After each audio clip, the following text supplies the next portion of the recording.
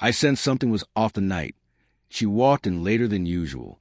Her hair was perfectly styled, her perfume stronger than normal, as if reapplied somewhere along the way. After 12 years together, I knew her rhythms better than my own, and this was different.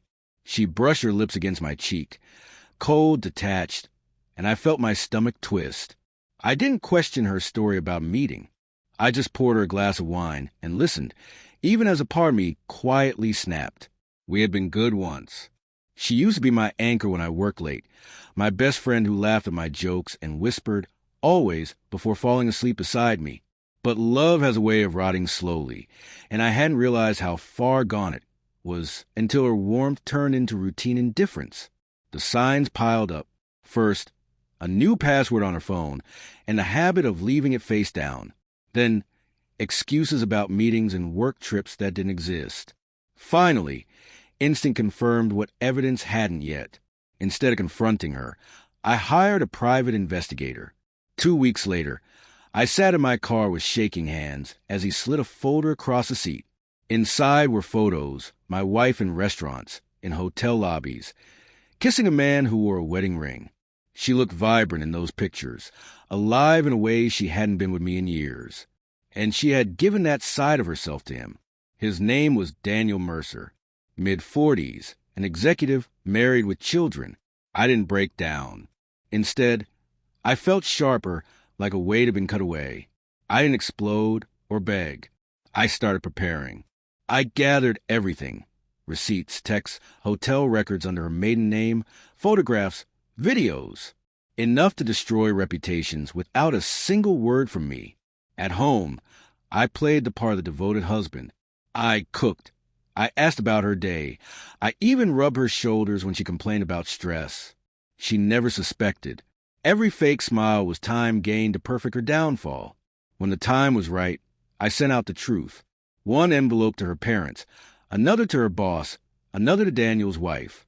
No letters, no explanations, just evidence printed in color. I expected rage, maybe silence. What I didn't expect was a call from Daniel's wife, Claire. Her voice was calm, steady. She thanked me for confirming what she already suspected. "I've been waiting," she said, and that unsettled me. She asked to meet. Against my better judgment, I agreed. We met in a quiet cafe. She was graceful, composed, carrying dignity like armor. She slid her own folder across the table. Inside were records of Daniel's history, multiple affairs, years of deceit. My wife wasn't his first, just another name on the list. Claire's eyes were steel when she told me she was divorcing him, and she would take everything he had. "Your wife will be exposed too," she said. "Are you ready for that?"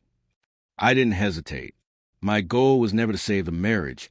It was to end it with precision. The fallout came quickly. Her parents called first, their voices thick with disappointment. I could hear her muffled sobs behind closed doors as her world unraveled. At work, where she managed HR, she was quietly forced to resign. Ironic, considering the rules she had broken. Daniel's world collapsed too.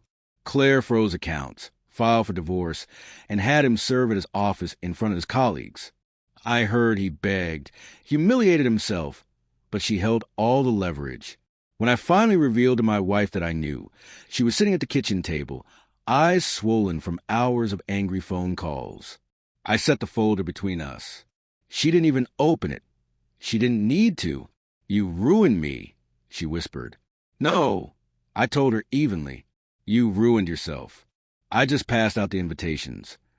She pleaded then not for forgiveness, but for silence, desperate for me to contain the flames already spreading. I stayed quiet, watching her unravel. They always, she once promised me, had been reduced to ashes. The next morning, I filed for divorce. Everything was documented, clean. I kept the house because she had lost her income. More importantly, I kept my peace. Months later, I crossed paths with Claire again. She looked lighter, free. She thanked me, not for the pain, but for the clarity. That was when I understood revenge isn't about destruction. It's about exposure, about stripping people down to their truth. Do I regret it? No. Regret belongs to those who still care, and I stopped caring the moment I saw her smiling at him the way she used to smile at me. Now, in the quiet of my home, I feel something better than love, better than vengeance. I feel control. And for the first time in 12 years, I sleep peacefully.